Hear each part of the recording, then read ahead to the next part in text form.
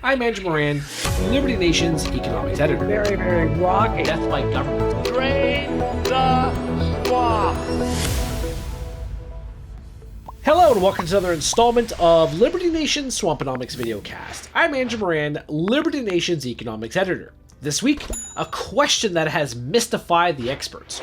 Why can't America beat inflation? As the spring break crowd convened to the nation's beaches, us boring folk, equipped with pocket protectors, were stuck in our offices combing through the latest inflation data. With a number 2 pencil, we found two things. First, the consumer price index was hotter than expected for the second straight month, rising to 3.2% in February. The jump in the CPI was fueled by shelter and energy costs.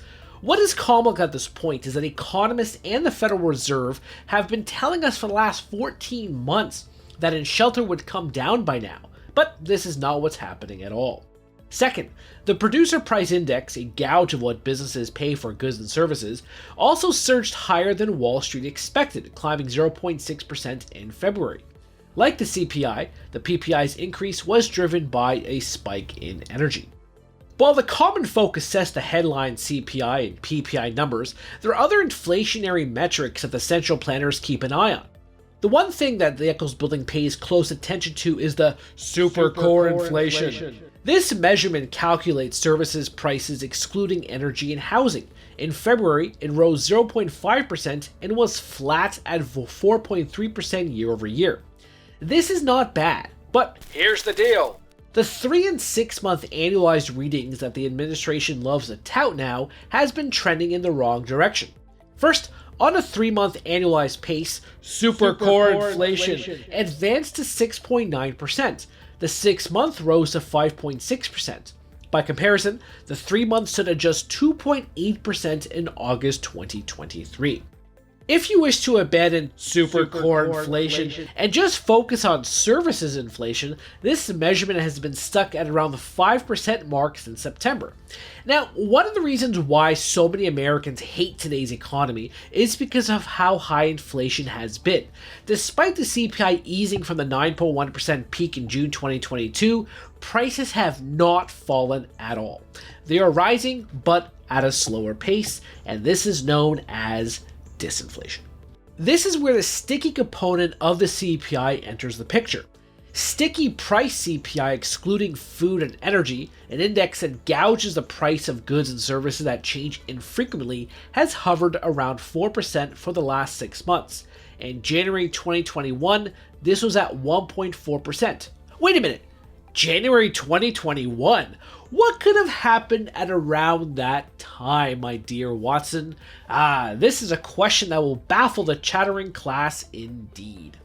Now, based on all the talk emanating from the White House, it would seem like inflation has been vanquished, and it is all because of the trillions of dollars in spending, budget deficits, and interest payments accumulated over the last few years. Here's President Joe Biden speaking at the State of the Union address about inflation. Inflation has dropped from 9% to 3%, the lowest in the world and tending lower. Days later, here's what he said as well. Wages are rising faster than prices, and now we have among the lowest inflation rates of any country in America, and we're still fighting to lower it even further. Of course, this is what also the president has said in the past. $1.2 billion. So you go ahead and you stack spaghetti sauce at a store and in a supermarket. You control the guy or the woman who brings out the carts on a forklift. What happens? They make you management. Over $1.3 billion. Over $1.3 billion. Now, that said, this was perhaps one of the biggest blunders of his State of the Union speech, considering that these facts are so easy to come by his handlers. Many major economies have lower inflation rates, such as Canada, 2.9%, the Eurozone, 2.6%, Japan, 2.2%, China, negative 0.8%.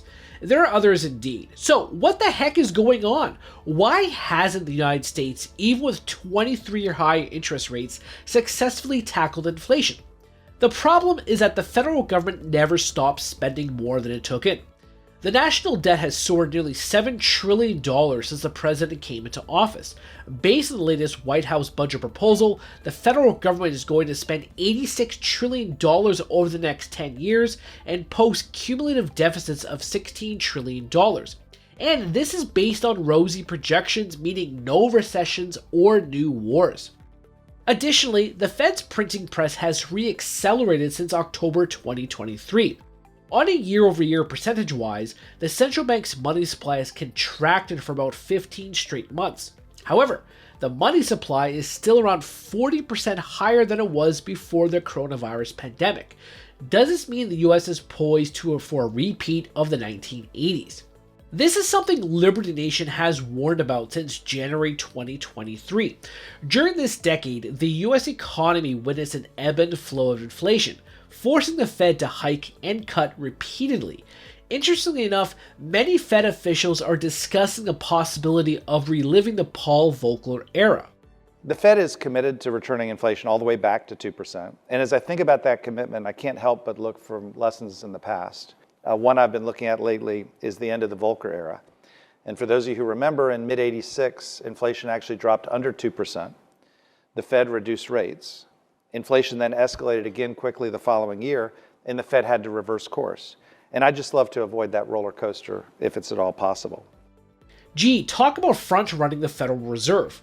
Some economists are discussing the possibility of inflation returning to the 4 or 5% level by next year. If so, could the Federal Reserve delay a rate cut? Should this happen, it'll be bedlam in America.